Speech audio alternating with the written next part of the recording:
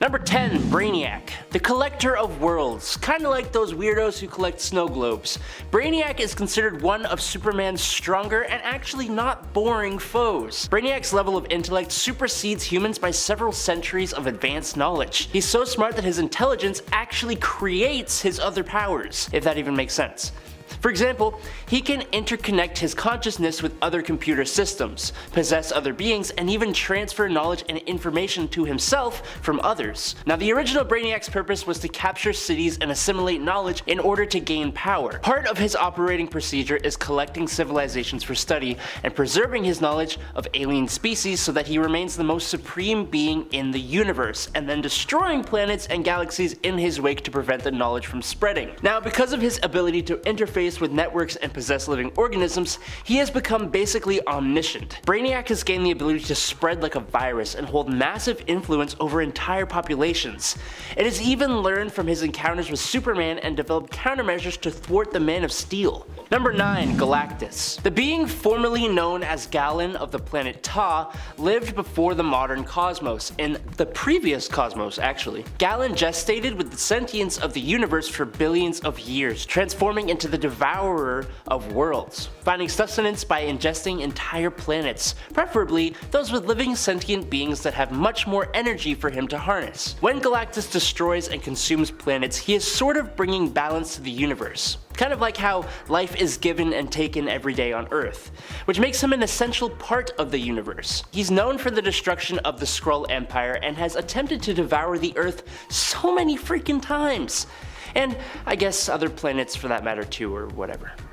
Galactus is also famous for his heralds, such as the Silver Surfer and the Cosmic Ghost Rider, and so many others. And while they are all powerful beings themselves, usually even before they gain the herald power boost, they don't hold a candle to Galactus himself. His only caveat is that Galactus's power depends on his planet's consumption.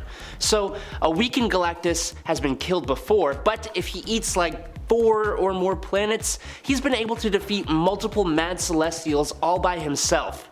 He's powered by food, and I think pretty much all of us can get behind that. Number 8, Thanos. Thanos, who made his debut in Iron Man number 55 in February of 1973, has only one goal, and that goal is to conquer the galaxy.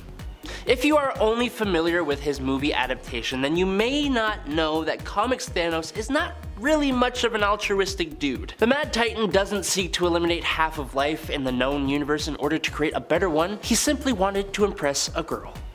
But not in the same way you might think. Thanos has a thing for death.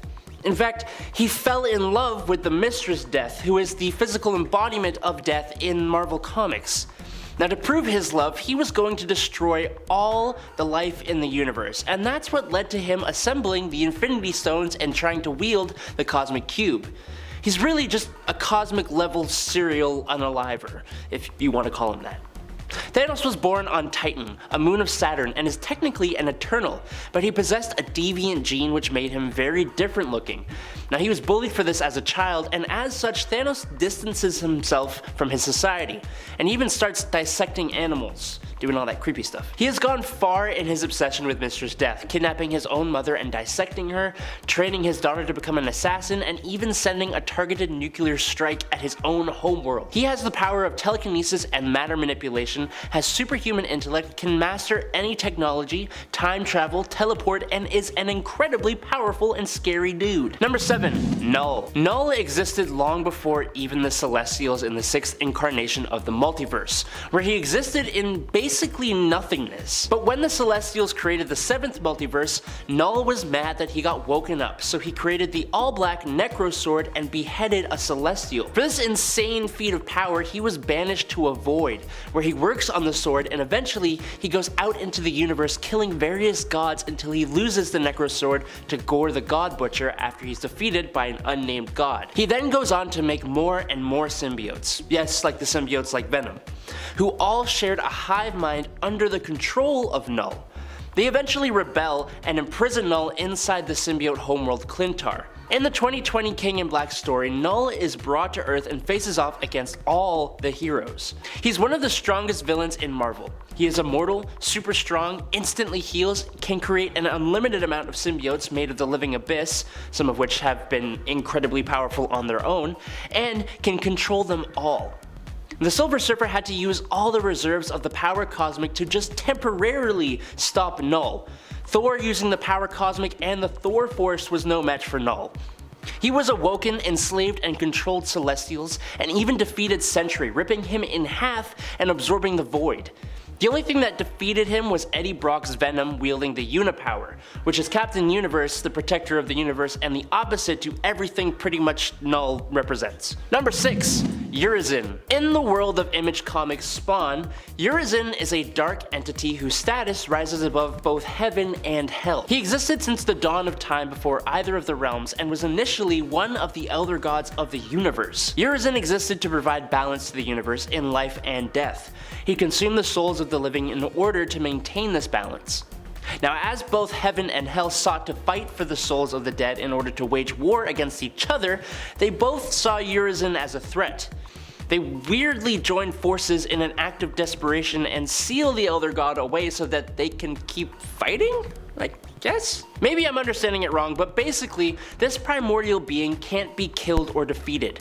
It takes a literal act of heaven and hell to even lock it away.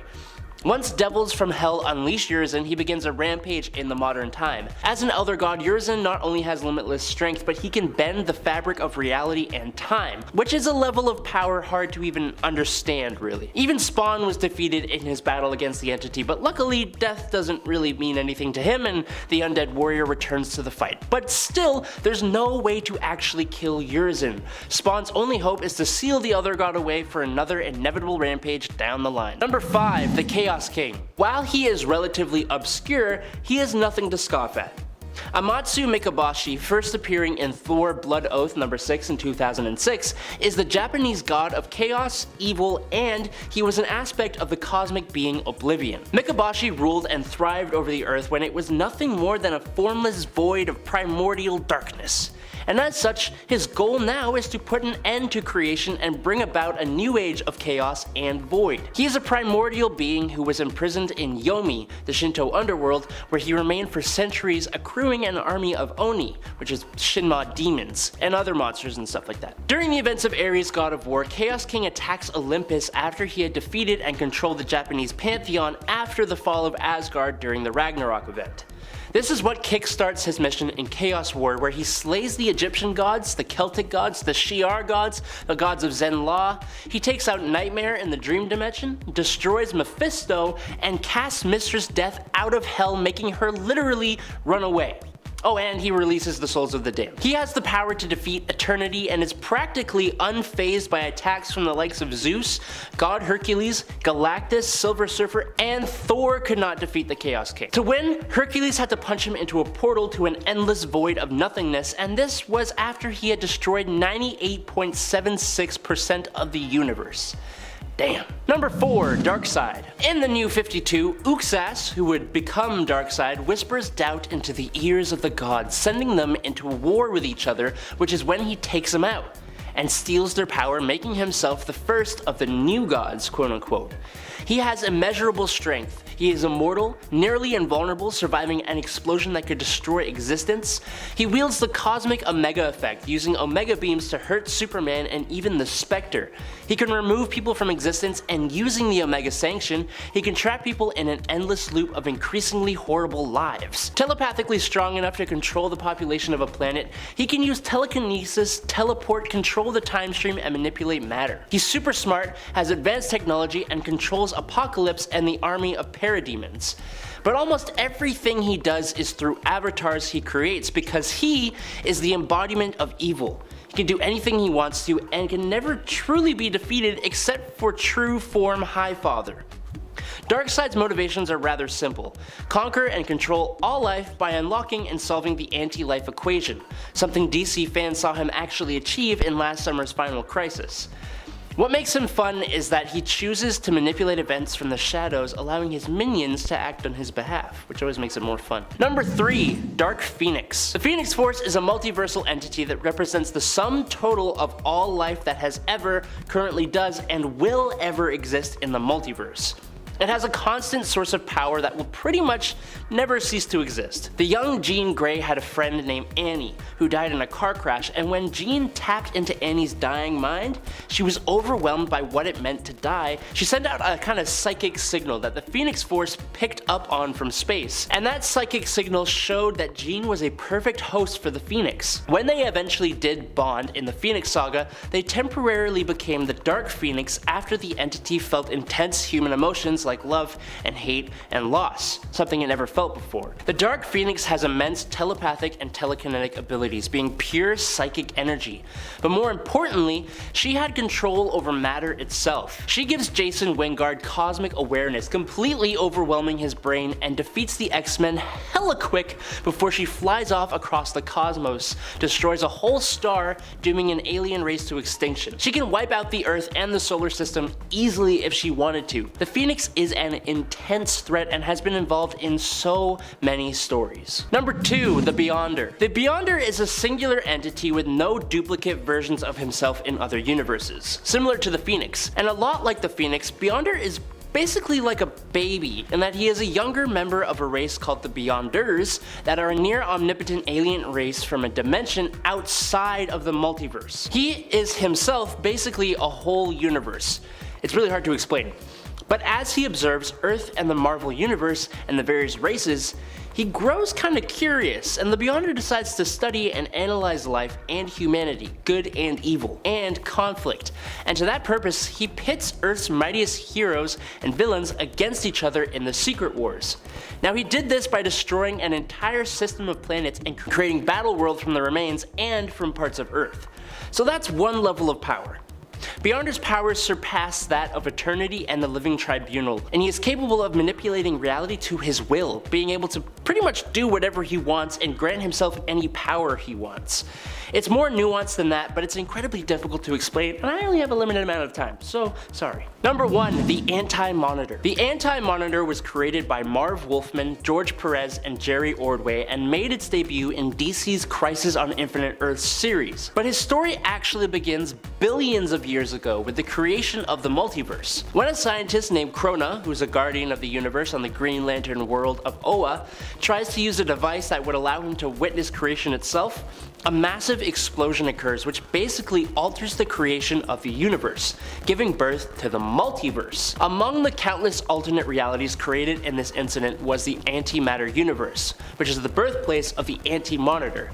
Now the Anti-Monitor embodies evil and seeks to conquer all of existence, while his brother, the Monitor, embodies goodness and watches over life. But that was changed in the New 52 and then again in DC Rebirth. But I gotta tell you what this character can do. The Anti-Monitor is a being of extraordinary power who feeds on the energies of destroyed universes. Now these energies further increase his power, allowing him to manipulate reality and even travel through time. He can also unleash his energy as bolts or shockwaves to attack his opponents. The Anti-Monitor possesses incredible strength, stamina, and durability, and can even grow to be hundreds of meters tall. He also has an army of shadow demons from the Antimatter universe at his command. However, the extent of the Anti-Monitor's power is dependent on his energy levels, which can be drained in order to weaken him. Still, only another cosmic being like the Monitor or the Spectre is capable of opposing the Anti-Monitor at full power, and even they need help from some of DC's top heroes to put him down for good. Number 10. Nezza. The Devil Nezza is a more recent villain, appearing in Batman Superman World's Finest number 2 in June of this year, 2022. Originally, he was a Chinese warlord, first appearing in the 16th century BC. He was killed and then resurrected with a potion by his father, who he then dispatched. Through magic, he ended up becoming a huge threat to the world, and then thanks to a group of ancient heroes, was locked away in a magically sealed prison until the modern era, when he managed to create his own spells to escape. He then began possessing villains and eventually heroes, using them to try and take over the world. He's extremely difficult for even a powerhouse team like Batman and Superman to take on. Superman even used a device to send him to the Phantom Zone, and this guy said, "Nope, and broke back into the Earth's dimension. Superman had to take Nezza into his tomb, locking it from the inside, and then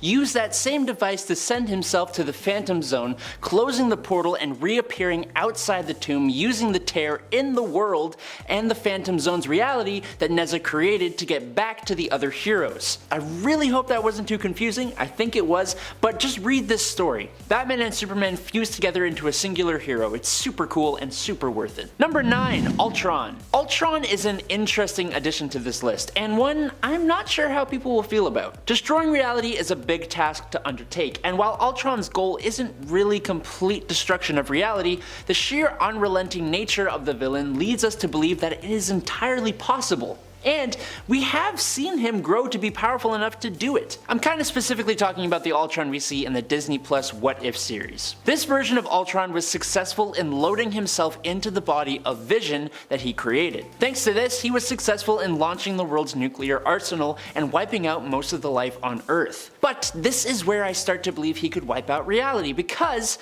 now that he has successfully done what he had to do, Thanos shows up and is like, "What up? Give me that Mind Stone." And Ultron is like, and he just splits Thanos in half and takes the rest of the Infinity Gems, gaining access to an omniscience that drives him, eventually, to destroy all life in his universe and then spread into the multiverse, battling Uatu the Watcher through the Nexus of Reality. If you haven't watched this series, just please do it. Number 8, Mr. Mixel Pitolic. Although the 5th dimensional imp known as Mr. Mixel Pitolic has reality warping powers that could bring the end of all things, he usually only uses his powers to annoy and have fun with his favorite superhero ever, Superman. He's more of a harmless nuisance than a real supervillain, but we have proof that if he had just one bad day, he could likely bring ruin to the whole DC multiverse. In the famous Emperor Joker story, we get to see what exactly would happen if the Clown Prince of Crime himself got his hands on the reality warping powers of this imp. He tricks the little guy into granting the Joker 99.99% of his power,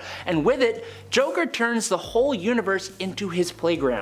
It's a wild ride that does actually end in Joker pretty much destroying reality. Luckily, Mr. Mixel Pitolic, with the help of Superman, does find a way to return his power and fix everything. But just knowing what he can do to our reality is enough to send shivers down your spine. Number 7, the One Below All. The One Below All is a relatively recent addition to the comics, but the idea of the entity isn't, as we have known about the One Above All for a while, and his mere existence begs the question of who inhabits the opposite side of the spectrum. Thanks to the Immortal Hulk, we now know, and it is utterly terrifying. He resides in the Below Place, and his power has been manifesting itself for decades in the form of gamma mutates like the Hulk. In the story, we do get a brief glimpse of what could actually happen if the embodiment of destruction and nothingness were to be set loose on the multiverse. Basically, the One Below All completely takes over the body of the Immortal Hulk, and using this body, he brings an end to the current version of the multiverse, destroying literally everything and everyone over billions of years, including the very essence of life and the multiverse itself. So that when the multiverse is rebirthed into its new version, it is the last time it can truly even happen, with the Hulk / One Below All / Breaker of Worlds consuming everything to grow to a massive planetary scale, wiping out all of existence. But thanks to some time / reality traveling bugs, this does not come to pass. But it could, and that's all you need to know. Number 6, the Anti-Monitor. Billions of years ago, with the creation of the multiverse, when a scientist named Krona, a guardian of the universe on the Green Lantern world of Oa, tried to use a device that would allow him to witness creation itself. A massive explosion occurred which altered the creation of the universe itself, giving birth to the multiverse. Among the countless alternate realities created in this incident was the antimatter universe, the birthplace of the Anti-Monitor, the embodiment of evil, who seeks to conquer all of existence, and his brother the Monitor, who embodies goodness and watches over life. Now, the Anti-Monitor is a being of extraordinary power who feeds on the energies of destroyed universes. These energies further increase his power, allowing him to manipulate reality and even travel through time. He can also unleash his energy as bolts or shockwaves to attack his opponents. He, or it, or however you want to refer to this monster, also has an army of shadow demons from the antimatter universe at his command. However, the extent of the Anti-Monitor's power is dependent on his energy levels, which can be drained in order to weaken him. Still, only another cosmic being like the Monitor or the Spectre is capable of opposing the Anti-Monitor at full power, and even they need help from some of DC's top heroes to put him down for good. Number 5. The Gentry. Have you read Multiversity? It's probably the most confusing way to explain a multiverse ever, but whatever.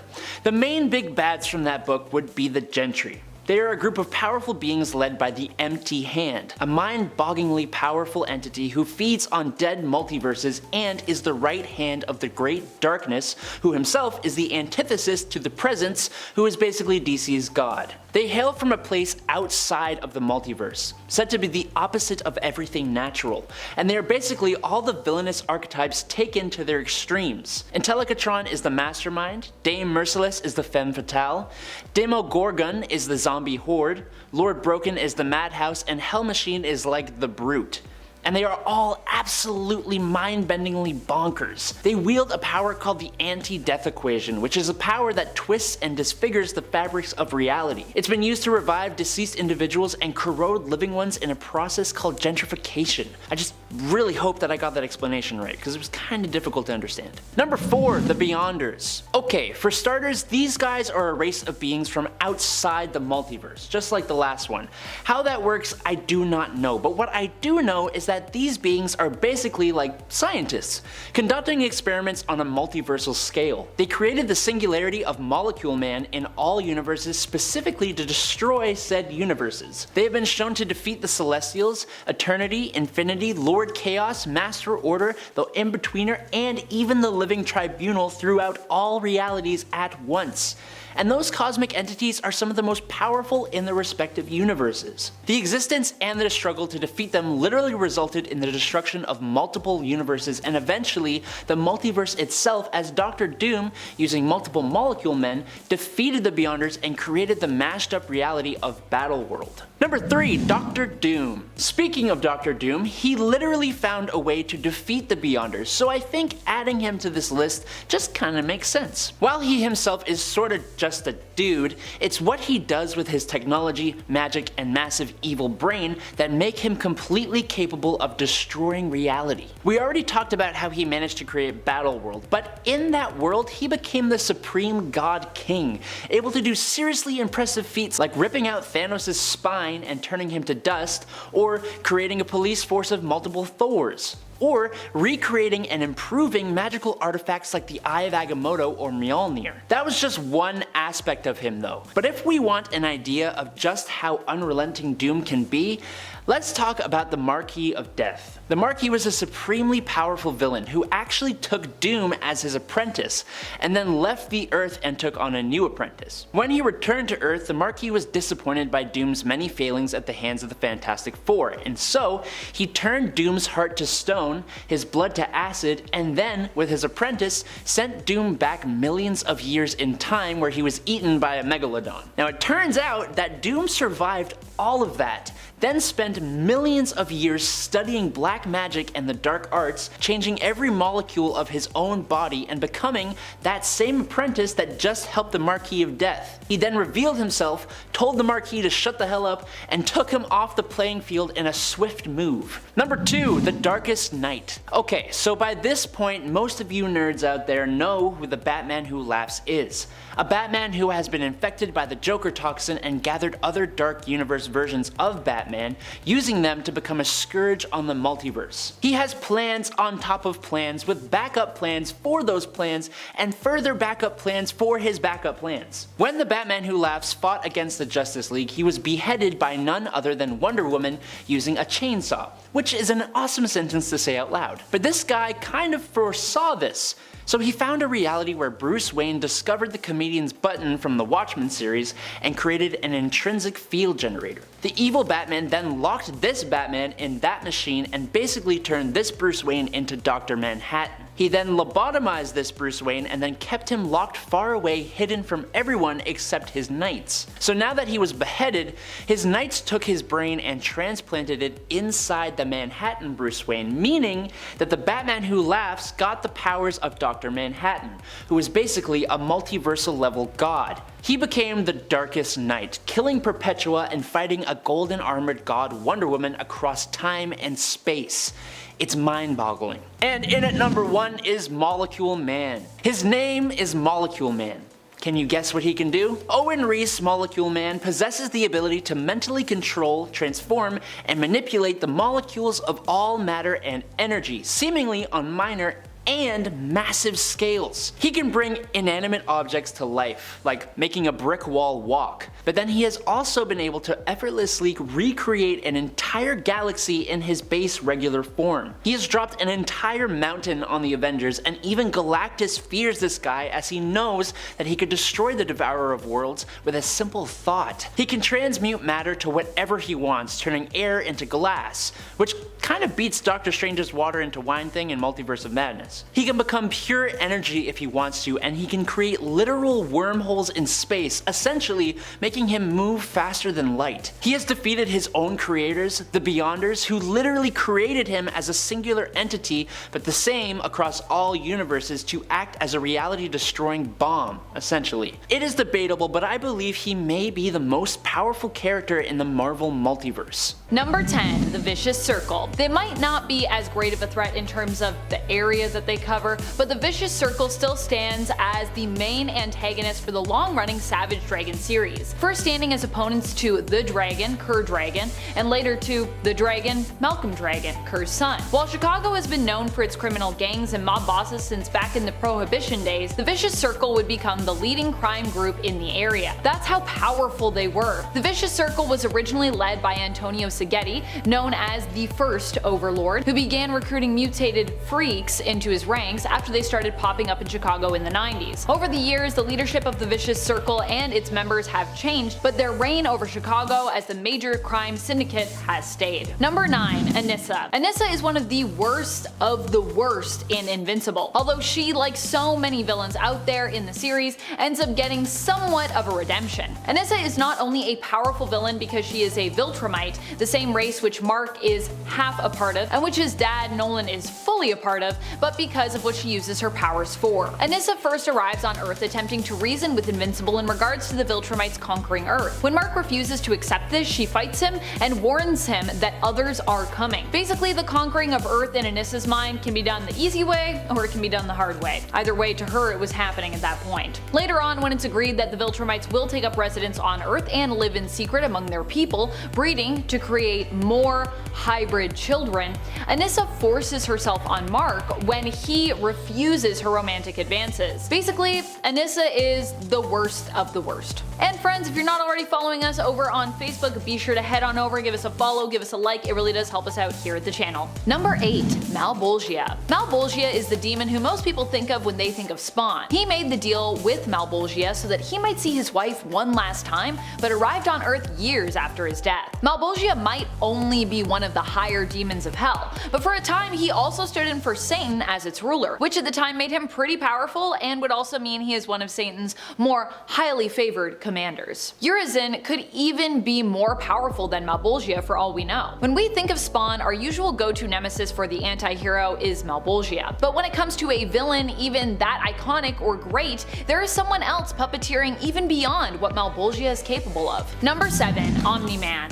Omni Man is a complex character in the Invincible universe. He is both a hero and a villain, and sometimes is like more of an anti-hero. He's done it all, really. He is the father to Mark Grayson, the protagonist of the story, known as the hero Invincible. While there are times he has fought against Mark, he's also fought beside Mark as well. In season 1 of the animated series, based on the Invincible comic book series, Omni Man takes on and defeats single-handedly the Guardians of the Globe. Although he initially told his son that he and his race of superpowered beings, the Viltrumites, were heroes who traveled the universe finding worlds to protect, it is later revealed that this was actually a lie. Instead, the Viltrumites are people who travel the universe looking for worlds to conquer, which was also Omni Man, aka Nolan Grayson's objective here on Earth. The people of Earth can either surrender and live under Viltrumite rule, or resist and basically be destroyed. Later on in the comic series, however, Omni Man would go on to become the new Emperor of Viltrum and use his power and influence to protect the people of Earth against other Viltrumites, who would seek, of course, to harm it. Number 6, Emperor Kerr. Emperor Kerr is actually none other than Savage Dragon, but is actually him in the past. He isn't Malcolm Dragon, but instead is Kerr Dragon, known originally as the Dragon, who first appeared in the first issue of the 1992 Savage Dragon miniseries, so the original Savage Dragon. When it comes to Kerr's origins, for years it was pretty much unknown. We simply knew him as the Dragon, with his powers and appearance being widely unexplained. He was found in a burning field in Chicago without his memories, suffering from amnesia. However, finally years later in 2005, we'd learned who this dragon really was. Despite being a hero in the narrative, it turned out that originally when Kerr Dragon came to Earth, he was a great villain, known as Emperor Kerr. He and a group of aliens from his race were traveling in space seeking a new home. Kerr liked the idea of Earth and, despite his people's more peaceful ways usually, decided to raise the planet and conquer it, planning to kill all humans on it. Two scientists intervened in this plot, wiping Kerr's memories and swapping them out for 5 days worth of TV broadcasts from Earth. Emperor Kerr would later regain his original memory and once more threaten all the humans of Earth. I love that. I love that, like, you can be the major hero of a series and then it's just like, whoop, actually maybe you were a villain the whole time, but you didn't know because you had amnesia. Number 5. Throg. Throg is one of the most powerful villains from the Invincible series. Like Omni Man, aka Nolan Grayson, aka the father of Mark Grayson, also known as Invincible, Throg is a Viltrumite. And we still don't really know, I don't think, if it's Throg or Throg? I'm not sure if it's like ah or ah, but we're still waiting for this character to appear in the animated series, which will hopefully tell us which way we should be saying it. Still waiting for that season 2. Come on, season 2, let's go. For now though, I'm going with Throg. I'm gonna go with the ah instead of the aw instead of the ah.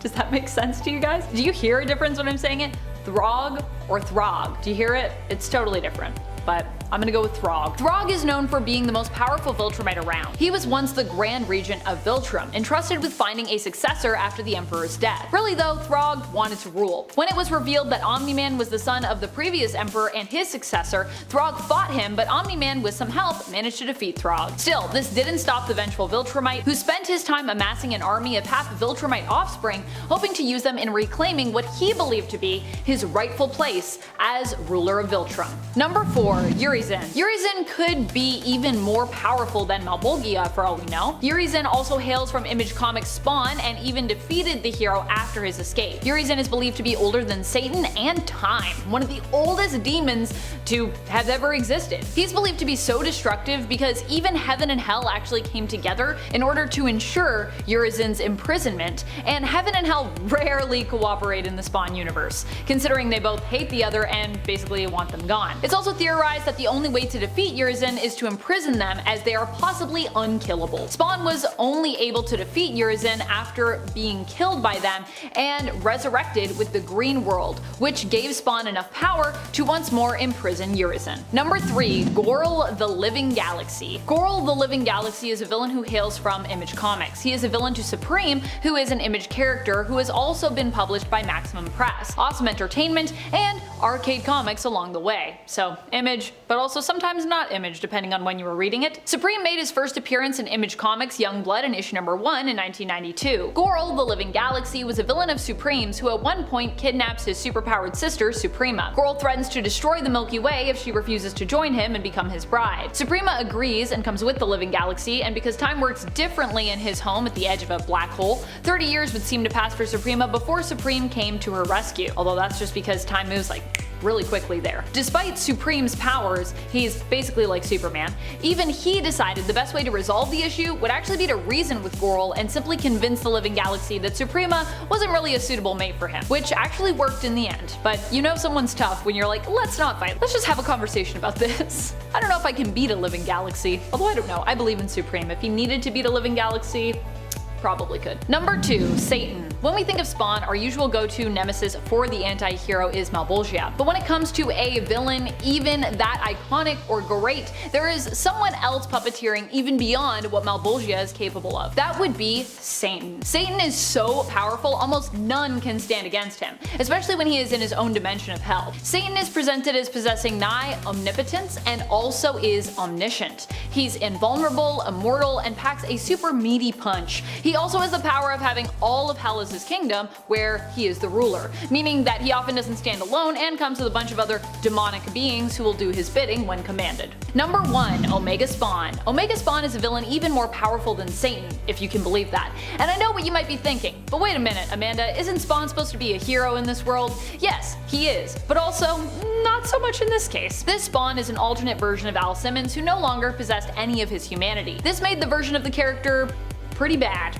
At one point, he kills everyone on Earth so he can use their souls to destroy heaven. He is also one of the few characters who is shown to be powerful enough to usurp Satan, being given the reign of hell by Satan himself. Satan was also the one to basically take away his last remnants of humanity so that Omega Spawn might become the weapon they needed to defeat heaven. However, this plan backfired somewhat. Omega Spawn would defeat heaven, but would also destroy Satan as well. Initially, Omega Spawn was believed to be non-canon, being from an alternate reality where his narrative was never even really finished. However, as the multiverse opened up in the Spawn world and alternate versions of Spawn came together, Omega Spawn was revealed to be the big bad of all those multiversal spawns. So he does exist now in the main canon, and also he's super evil. Number 10. The Builders. The Builders are a recent addition of the Marvel Rogues Gallery, only recently approaching their 10th year of existence in the comics, which makes them sound old, but really relative to comic book history they're still pretty new, because Marvel Comics I think has been going on for like 80 years. Whoa! The Builders are a race of beings who claim to have created most of the known worlds in the universe, seeding worlds and influencing the development of civilizations for eons. They are also said to be a perfect race of beings, and when the multiverse appears to be dying as a result of incursions, they take it upon themselves to clean up the mess by wiping out complete worlds and empires, which puts them at odds with the heroes of Earth during the Infinity crossover event. Number 9. The Black Winter. Ready to be slightly confused? Good. So the Marvel multiverse rebirths itself whenever it gets destroyed. Right now the multiverse is currently in its 8th version. Everything prior to the most recent Secret Wars and the incursions and the battle world and all that took place in the 7th version. Before that came to be, there was, get this, the 6th version. And when that version was destroyed, only one being survived. That would be the character who became Galactus. Well, now we know how the 6th cosmos was destroyed, and ooh, it's scary. The 6th cosmos was actually consumed by an entity called the Black Winter,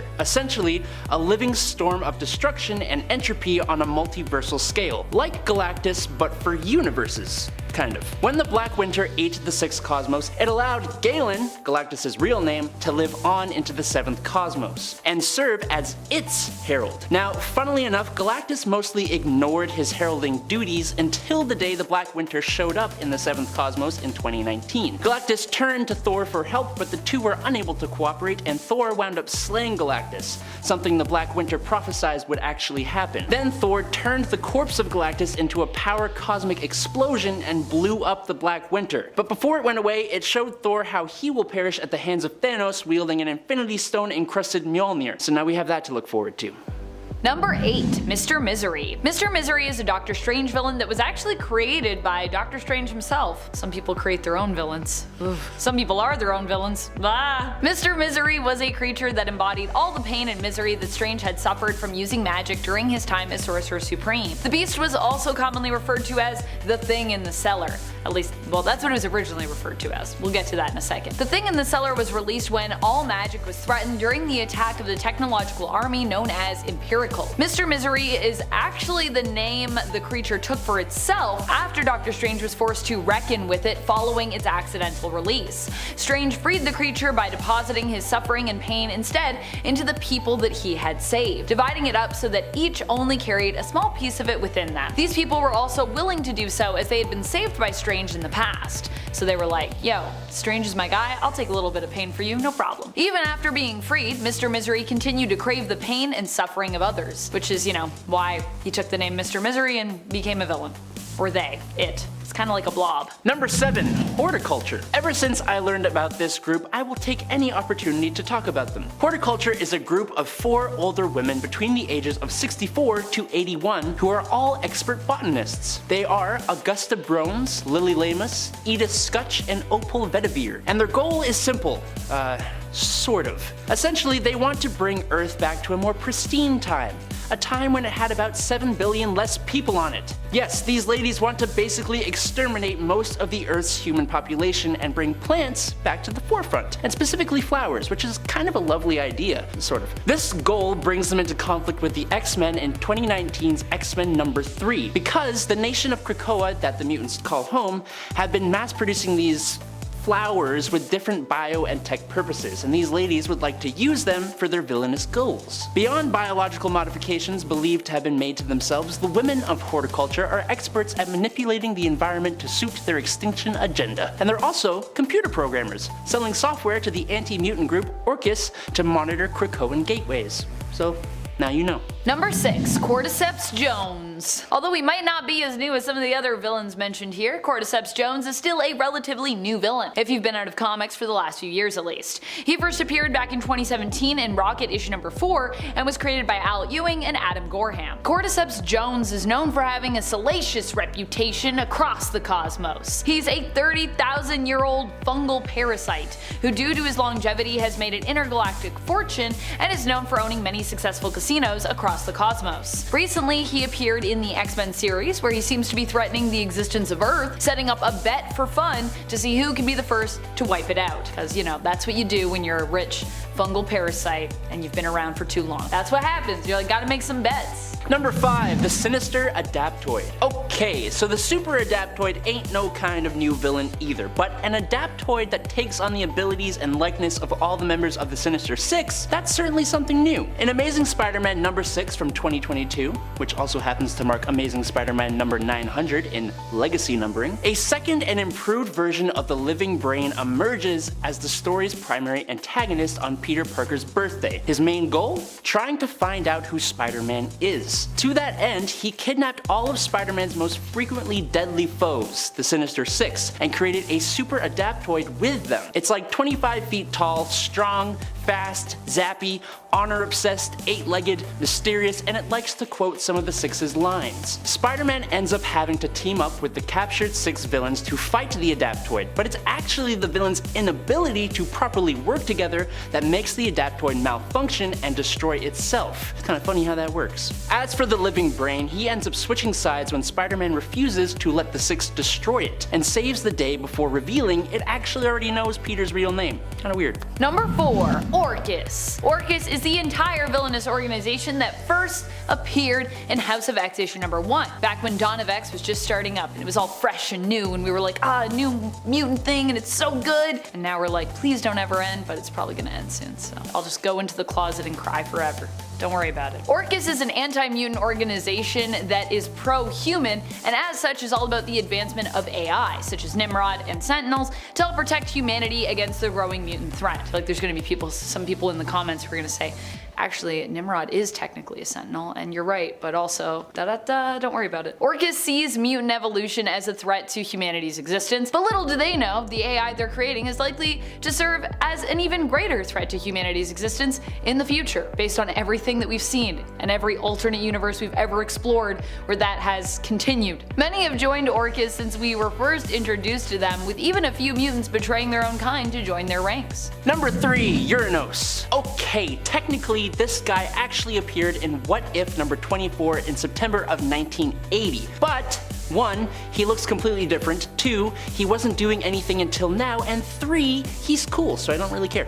Euronos the Undying is Thanos' grand uncle, and one of the deadliest beings in the Marvel Universe. Euronos, like every Eternal, was created by the Celestials 1 million years ago, but he believed the Eternals best fulfilled their purpose if they exterminated both the Deviants and the humans, all life outside the universe, and imprisoned the Celestials. Luckily, his brothers Kronos and Oceanus disagreed, plunging the Eternals into civil war. Now, he ultimately lost that war and was captured by his brothers and became the first Eternal to be imprisoned within the Exclusion, where he stayed for over 500,000 years because of the failsafe he imposed upon the machine. That failsafe being that if he dies, his greatest celestial designed weapons will be unleashed. Recently, mutants have been revealed to be related to Deviants, making the X-Men enemies to the Eternals, and the Eternal Druid called on Euronos for help in Axe Judgment Day number 1. And to show how powerful he is, in a matter of 20 minutes, Euronos eradicated Cable, Magneto, and David Haller Brawler, otherwise known as Legion, along with a bunch of other very powerful mutants. He's scary.